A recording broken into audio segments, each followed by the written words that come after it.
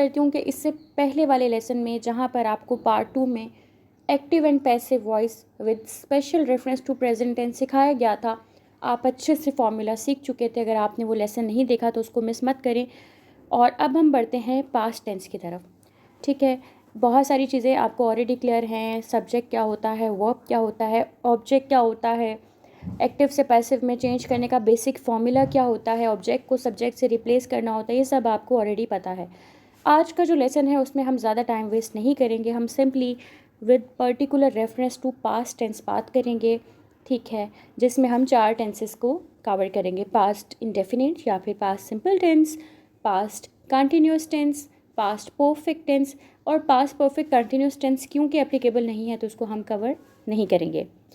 तो हम सबसे पहले बात कर लेते हैं पास्ट परफेक्ट या फिर पास्ट इंडेफिनिट या फिर पास्ट सिंपल टेंस भी इसको कहा जा सकता है कॉमनली।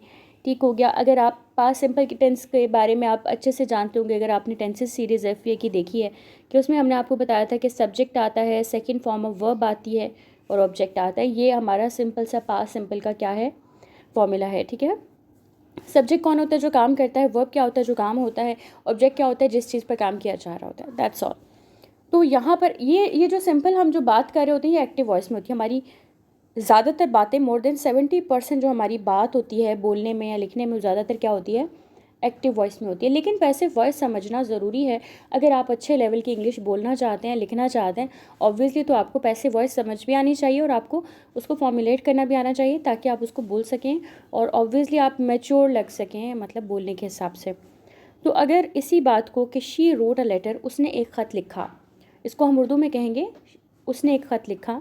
अगर इसी को मुझे पैसिव में कन्वर्ट करना है तो पैसिव में कन्वर्ट करने के लिए हमें क्या करना पड़ता है, हमें क्या करना होगा, अ लेटर जो कि ऑब्जेक्ट है, इसको हमने स्टार्टिंग में ले जाना है, शुरू में ले जाना है। ठीक है, और ये ऑब्जेक्ट हो गया। और फिर हेल्पिंग वर्ब यहाँ पर क्या होता है, वॉज और वर। मैंने आपको बताया था पिछले लेसन में, प्रेजेंट वाले में, कि आप लोगों को इस चीज़ का रट्टा थोड़ा सा लगा के याद करना पड़ेगा, मेमोराइज़ करना पड़ेगा कि किस टेंस में कौन सा हेल्पिंग वर्ब यूज़ हो रहा है। बेसिक चीज़ जो है, फॉर्मूला समझना बहुत आसान है।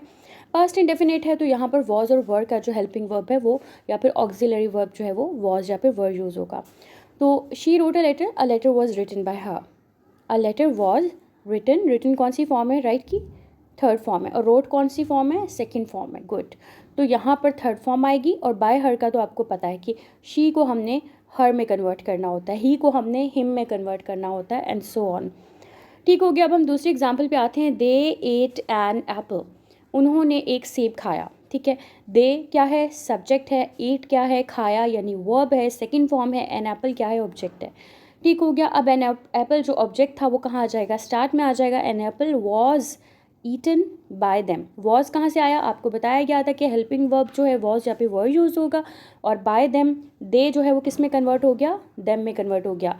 ठीक हो गया। होपफुली आपको ये चीज़ समझ आ रही है। साथ साथ लास्ट एग्जाम्पल आपके पास क्या है, आई बॉट अ कार। ठीक है, आई बॉट अ कार, मैंने एक कार ख़रीदी।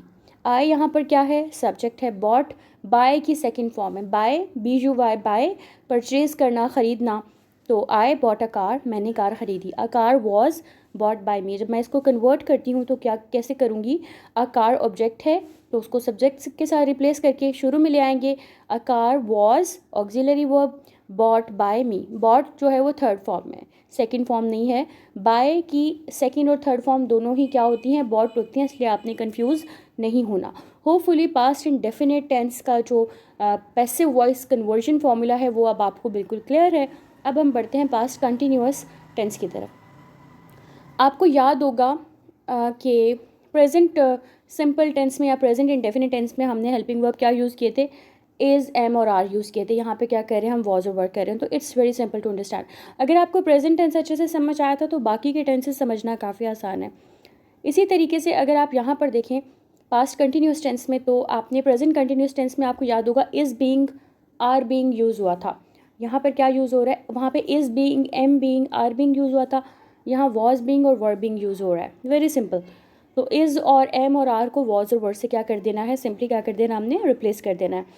तो like she is writing a letter था प्रेजेंट में, तो हमने कहा था a letter is being written by her. तो यहाँ पे क्या है, she was writing a letter. ठीक है, वो एक खत लिख रही थी।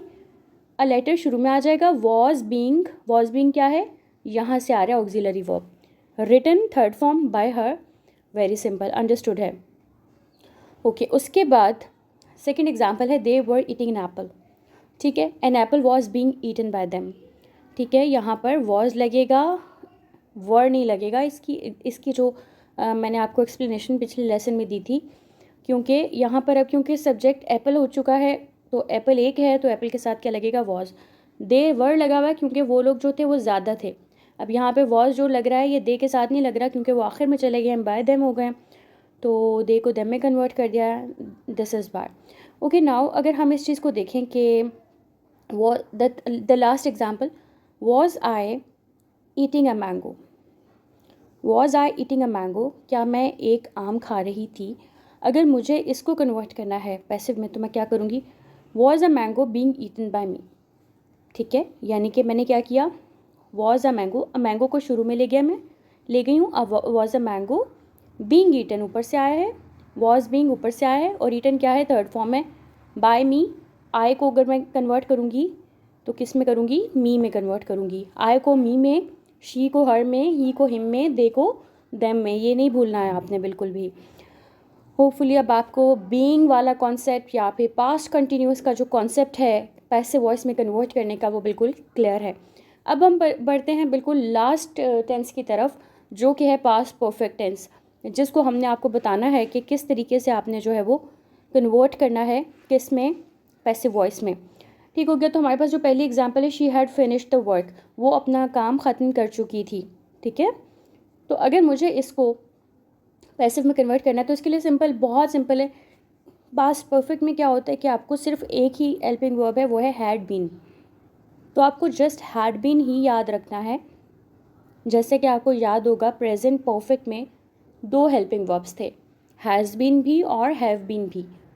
उसके बरक्स पास्ट परफेक्ट टेंस में क्या होता है, जस्ट एक ही हेल्पिंग वर्ब है, दैट इज़ हैड बीन।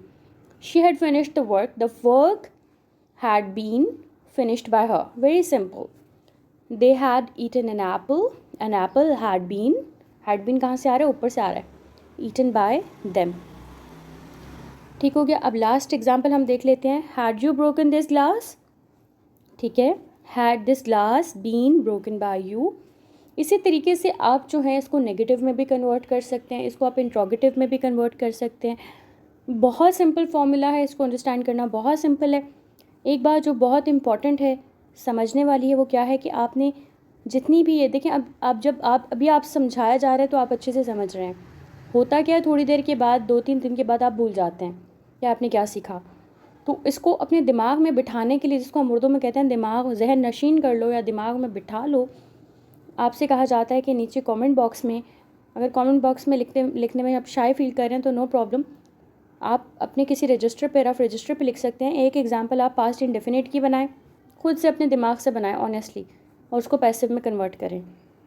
फिर एक एग्जांपल आप एक्टिव वॉइस की बनाएं, पास्ट कंटिन्यूस टेंस की, अपने दिमाग से बनाएं, उसको पैसिव में कन्वर्ट करें। एक पास्ट परफेक्ट की लें उसको। अच्छा, कमेंट बॉक्स में लिखने का ये फ़ायदा होता है कि अगर यहाँ पर आप कमेंट बॉक्स में लिखते हैं तो हमारी टीम, हम में से कोई भी देखता है, वो आपको करेक्ट करता है।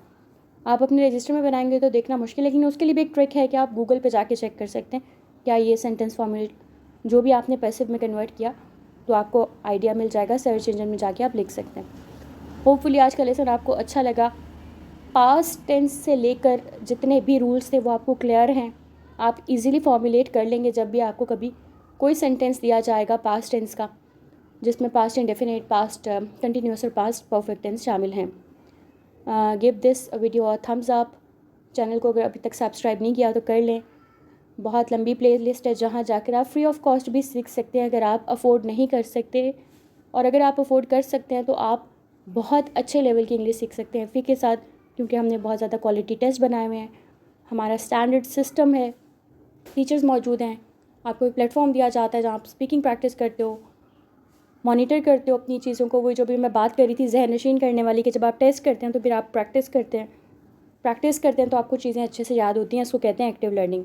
सिर्फ सुनते हैं जो लेसन्स को तो इसको पैसिव लर्निंग कहते हैं।